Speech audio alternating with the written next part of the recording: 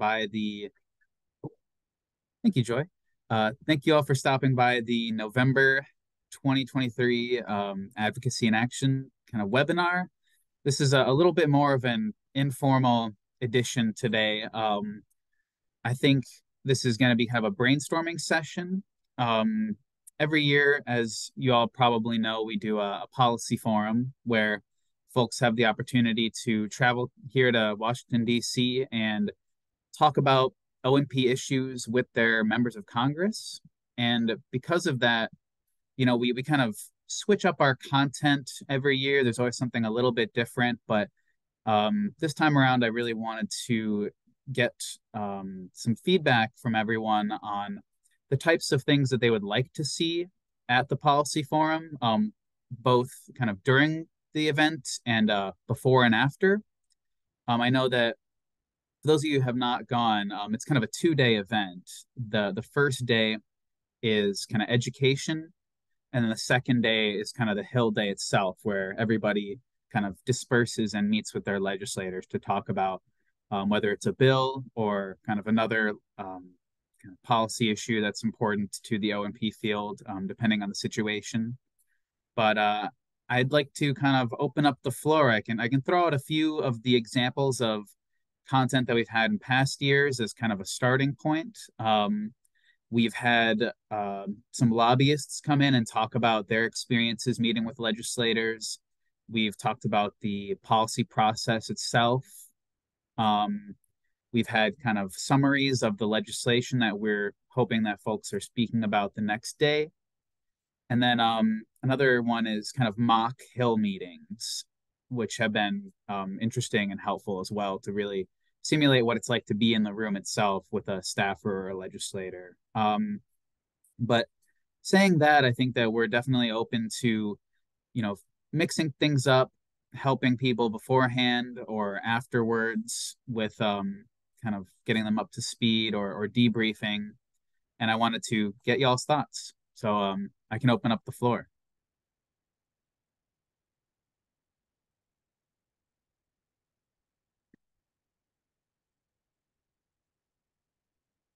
All right. I mean, I can let me I can throw out some things that I've been thinking about, and maybe I can get y'all's feedback on it. Something I've thought of was, I think for folks that have not been to the policy forum before, there may be kind of an opportunity for a like an orientation almost. A lot of people have gone to policy forum multiple times, and so they kind of know the deal. They know that they're going to the Hill. They know kind of their way around the Capitol complex and where to go, which offices to visit, kind of the etiquette of meetings and things like that. But for folks who haven't gone before, it might be helpful, maybe a week beforehand or 2 weeks beforehand to kind of provide them with a venue to ask questions or answer questions or get some information potentially. What do y'all think about that? Would that make sense to everyone?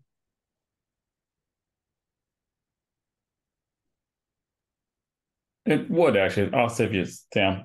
Yeah, because it's funny because my attention is usually on the state level, but I kind of you can't really forget about the federal stuff. And I know that our last go around wasn't as successful, but I just thought you have to keep trying at this stuff. So I mean, the federal legislation you've got that's on the books is very important too. So, but yeah, anytime that you have to get new people on the scene, sometimes a little orientation, handholding is good. Mm-hmm. Yeah, no, I'm kind of of the same mind. I know that Working. it's it's tough to it's very overwhelming, I think even sometimes I walk into a meeting and I'm like, oh man, like I have some nerves, and like I've done this a good amount of times before. So for someone who's maybe even they've never been to DC before, that might be something that would be helpful for them. I know it's quite a big complex at the Capitol that you got to walk between all the buildings and things like that.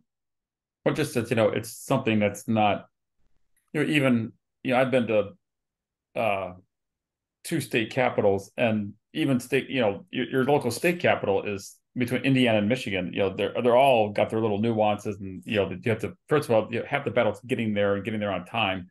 Um, yeah, so just the whole, especially like, and I can't imagine what's like on the federal level, in Washington. But I just think I think people get intimidated because I think the whole, well, first of all, I think as a profession, we're not good lobbyists in general, but just the fact that the experience of just kind of getting to DC and the hand holding and yes, this is doable. And Hmm. No, I think yeah, it's funny, the kind of the timing of everything's very important. Absolutely. Like getting there like just early enough that you're not, late, but also not so early that you're kind of hanging out outside of the office or things like that. There, and you got to time it out between buildings and things. You got to go through security between them all. But I see some uh I see some comments or some chats. Marina, I think that's a great question. So that the separation of OMP and DME, it was a topic or a part of the last Congress's bill, which was HR 1990. This go around, we removed that only because we wanted to streamline the bill for legislators to make it a little simpler for them to understand. But that does not mean that this isn't kind of a policy priority for us. And I think at the moment we're looking for more regulatory ways to make that kind of separation happen in the Medicare system. So that's kind of something we've been working on, and I think potentially there could be I know that's got me thinking that kind of a regulatory section would be good. I know that Joe and Devin have done a lot of great work in the regulatory space recently, and that's something that's a whole nother thing from federal advocacy. So that's a great idea to include that. although I have to say, you have to, Marina, the context of that is kind of important actually, because there's a lot of aspects where OMP, you should be, and a lot of policy things should be separate from DME. But unfortunately, until that time when we're not part of DME, the demi post is one thing, and what affects us affects the DME people. So I think since this is an advocacy discussion, I found it very helpful to reach out to your DME associations, because basically the same issues we have with the same payers affects them, and they're 10 times as better funded as we are, and they have their own opinions, which are actually quite frequently similar to ours. And yeah, so I mean, so in terms of advocacy, sometimes hanging out with the DME people isn't bad. So sorry. That's that's very fair. No, that makes sense, and I think even to that point, getting the allied health professional groups kind of on board any bill that we're any kind of effort we're doing, whether it's legislative or regulatory, has been really helpful. I think, you know, having the OTs and the PTs on board of this bill, this go around early, and kind of even before the bill was introduced, talking to them and saying, this is what we have. How do you feel about it? And them signing off and giving their okay. And even up to sending support letters, backing the bill has been really helpful in terms of putting up like a united front. Let me see. Oh, there's one from Molly. Okay, a DC orientation. I'm glad we're tracking. That's good. And then oh yeah, like homework assignments. I think that could be something we could do. I know that something that's been helpful, or it's something that's been tough, is that um sorry, I'm typing this out really quick. But something that's been good is making sure that your legislator, kind of knowing about, you know, where they're from, like their past, like what they support, things like that, super important. But I think a lot of people might not know that automatically before they get to the forum. So, but then by the time you get there, you have a full day of education. Then, maybe you hang out with some coworkers or colleagues at night, and then you wake up and you do the Hill Day. And then that you don't have time to kind of do that homework in the day when you're actually there. So maybe providing like a cheat sheet of guiding questions for folks of like, where was this person educated? Like there are legislators, a few of them who they are doctors, they are physical therapists, things like that, and even just knowing something like that automatically gets you kind of more of an in. So I really like that, Molly. Thank you. And I know that in a couple of other policy forums, we have had kind of simulated Hill meetings or kind of um, yeah, like kind of run throughs of how to pitch a bill correctly. I think that might be helpful for folks, but I also know that it is kind of awkward sometimes to like pretend like somebody is somebody else and kind of trying to run through it. But potentially that could be something as well if we have state groups kind of take turns making their pitch to somebody on staff or to other groups. Maybe it's like each state group has the opportunity to pitch to another state group, and then they kind of give their kind of feedback, something along those lines. Yes, Molly, I agree. Yeah, no, it's that's so true, and I think that getting it down beforehand is very helpful. I know we've had a lot of meetings with staffers over the past couple of weeks, just because they've been trying to get a lot of support ahead of the Thanksgiving holiday. Um, and even then, just getting that pitch down, like I feel like I don't even have to like think about it anymore. And so being able to get to that point beforehand as a group is really helpful. I think it's always that first meeting that's really nerve wracking, I feel like, for attendees. And then after that, it's just kind of, what you're doing, you're all on the same page. Actually, when is the advocacy forum coming up? So typically it's in the spring. Um, every year. I think that it really depends on the kind of the timing of the legislative calendar and what's available kind of hotel and meeting space wise. We try to make sure that both chambers are in session, things of that nature. So I would say April or May would be a good bet.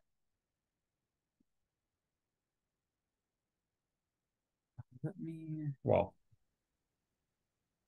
let me see. I've got some chats. Let me find that.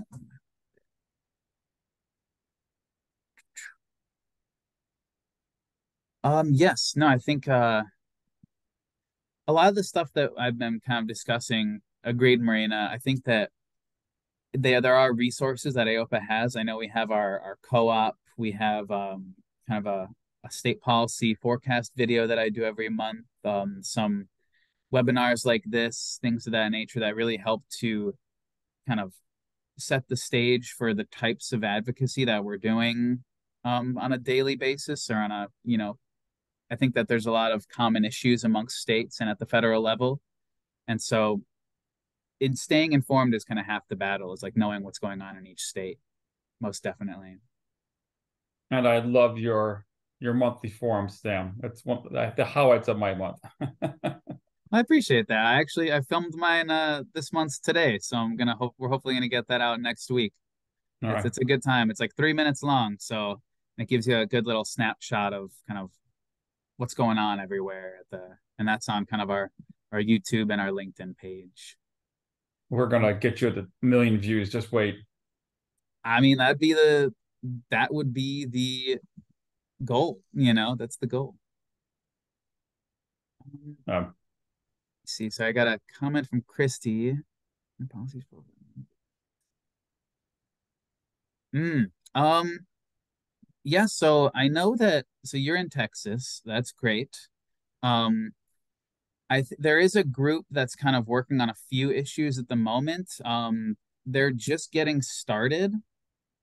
There's I know that there's kind of three main priorities they have at the moment. That's coverage for enrollees over 21 years old under Medicaid, because right now people over 21 can't get O&P care in Texas if all they're right. on Medicaid. Um, There's cranial remolding orthosis coverage through Medicaid, which um, is something that they cover for kind of craniosynostosis, but not for plagiocephaly or like kind of positional plagiocephaly. And then there's also activity specific device coverage as part of kind of the So Everybody Can Move initiative. So they're at the beginning stages of that. But I think that if you would like to get involved, you can reach out to me and I can connect you all to them. I think that they are, again, they're at the beginning stages. So they might say, hey, we got things in the works. We will contact you when we need some assistance because they've only had a few meetings to kind of brainstorm ideas.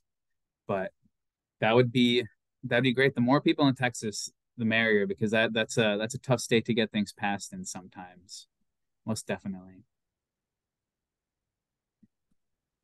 Regarding a list of people. That is a good question. I think that as long as I think that you should be on a mailing list. I think Joy, we could kind of go over the registrants and maybe make sure they're on the list for policy forum related communication. Yeah, we I think usually send that out to anybody, to everybody. So yeah. okay. I mean, I think usually we'd make those decisions kind of early in the year of. So I would say to kind of um, be on the lookout in January or February. I'd say that's when things kind of get locked in.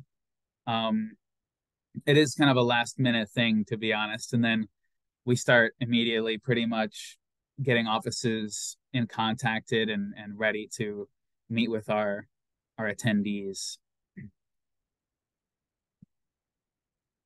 And also, can I say this that it doesn't hurt to reach out to your local congressperson now, because Yeah. also too that it reminded me that because I actually remind myself of this actually because I haven't done this myself in a while because I've been but actually your local representative, they have staffers who are willing to who read all your emails, your text messages, your phone calls, your faxes, and they're not just interested in federal things too, but they can actually help out in state issues. That's um, I did this a couple of years ago, and uh, when the first legislation was going on, the last couple of years, and I just kind of forgot about it myself actually. But yeah, so you can, if you contact your local representatives and senators, actually this has a dual effect. You can affect both like national things and like state things. So No, most definitely. Yeah, I think, and especially because most legislators at the federal level, they start out in the state government, so they have those kind of connections or that understanding of the system. So if you reach out to your congressperson, then they'll know somebody, or they'll know at least the process, most likely, of how to get change affected in the local level. And yes, I mean, please reach out to your members of Congress. I can put a quick plug for our website, aopavotes.org, which is where you can send a letter automated to your member of Congress in support of HR 4315, which is the Medicare O&P Patient Centered Care Act that we're currently kind of pushing through Congress. It kind of, you fill out a short form, you give them your address and zip code, and it automatically kind of targets which legislators you have. This is kind of for the House version right now because that's the only one that's been introduced, but we've actually got some good news from our Senate offices that the bill will likely be introduced on the Senate side after the holiday. So we're hoping, in December that we'll have some more good news for y'all, and also a Senate kind of call to action as well for that. Yeah, I know that and even besides letter writing, like Brock said, just making a phone call is helpful. I know that at the moment the it's been 10 straight weeks of session in Congress right now, so it's been quite a long time on the Hill for folks to be working these like 12-hour days and on votes and things like that. So they're kind of taking a break, or at least the members are going to be out of, they're not going to be in session until I think the 28th or the 29th potentially. So at the moment, I think if staffers are staying in DC, or maybe early next week, that's a great time to call, or even starting in December, that's also a great time to reach out to staffers. Although I would actually say that in my experience, we used to deal with Congressman Jackie Walorski, who was in Indiana at the time. Mm-hmm. That we met with her a couple about 2 years ago actually, and basically they most representatives, it turns out, and now she'd been in Congress for like it was like her fifth term, I think, but she had 6 or 7 staffers at her local office in Indiana, and she had like 11 staffers at her office in DC. So really, you're just trying to get whatever correspondence however you reach out to your congressperson or your or senator, that they this, someone reads it and usually get back to you. Just be sure to follow up or just stalk them or Mm-hmm. and make Yeah. and I guess the last thing is make your request specific. Like for me actually, I'm in contracting and compliance and reimbursement, so I just think that 48 out of the 50 states have terrible, Medicaid fee schedules and policies and whatnot. So I'm always trying to like get help bringing, the O&P fee schedules into the 21st century. So be specific, or even every so everybody can move, all that kind of stuff is important. Mm-hmm. Having a direct ask is super important. I think, and that might be even something to kind of work on at the policy forum is a session of how to use your own personal story to make these arguments. I think a lot of the times we've maintained like kind of one specific pitch, but I think, if you're an admin, if you're a practitioner, if you're in, contracting, if you're a patient advocate, those are all different, experiences within the field. And so using kind of being able to weave your own personal story in is really helpful. And even if you only have a couple of minutes to talk with a staffer, just kind of connecting it to yourself will stick in their minds. And I think something I was also thinking about, kind of along with the what you were speaking about with following up and maintaining contact, Brock, like almost a guide to follow up. I know that in our last policy forum, we've asked people to kind of follow up with offices, but I think emphasizing that during the actual forum itself would be helpful, because that's really where a lot of it happens. A lot of this happens by, meeting with somebody and then kind of, for lack of a better phrase, like pestering them until they say yes or no. And until they say, one or the other, you kind of don't know if they're going to support something. So, I think a guide on that follow up would be helpful. And also too, I don't want to, this is your show, Sam. But one of the suggestions I always have actually is, I'm glad that like the people like Christy are on the call too, because like for clinicians out there, AOPA is so geared toward clinicians and which is fabulous. And clinicians have an important role, but on the advocacy side, it's usually the office admin people that have the horsepower and the time to do this. So I think it's always like I'm always, I do this presentation for AOPA once a year and different kind of things actually for different people actually, but really like clinicians you have enough to do sometimes, and if you're going to be involved, that's great. But certainly get your office managers and billing managers and admin people involved, because we're built as paper shufflers, we're built to kind of track this stuff. And it just, because there's a lot of follow-up and whatnot. And I just think sometimes too that, as a profession, clinicians historically haven't been as involved in advocacy. I think, the So Everybody Can Move movement has been phenomenal, just because of the fact it's mobilized, like hundreds of clinicians, to actually work in advocacy. But just to forget, this is like a team effort. So just don't shove it off on your office manager too. No, that's super helpful. I think the that like team effort phrase, I think is would be a great thing to incorporate into this. yeah, and mobilizing everybody in a in a clinic or in a on a team is super important. And these bills don't just affect patients; they affect entire organizations. So absolutely. I know we're approaching 1:30. I wanted to quickly before I let y'all go. Wanted to announce our November 2023 Advocate of the Month. This month will be that will be going to Molly. Really appreciate you for becoming a state rep. Kind of getting involved in the advocacy world and kind of making sure that AOPA and other folks, our members, are up to date on state happenings. So I'll be sending an email after this with your Starbucks gift card. And yeah, thank you very much. Really appreciate it, Molly.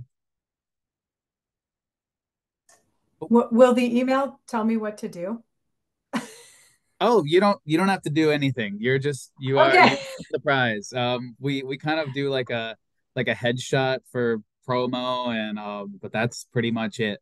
And whether or not the email that I have for you is good for you to get your prize. That's about it. Yeah, no, it's just a prize, just an honor for appreciate you for getting involved. But yeah, thank you everybody for stopping by. Really appreciate you and I hope to see you at our December edition of the Advocacy in Action webinar. Hope you all have a great rest of your Thursday. Thanks, everyone.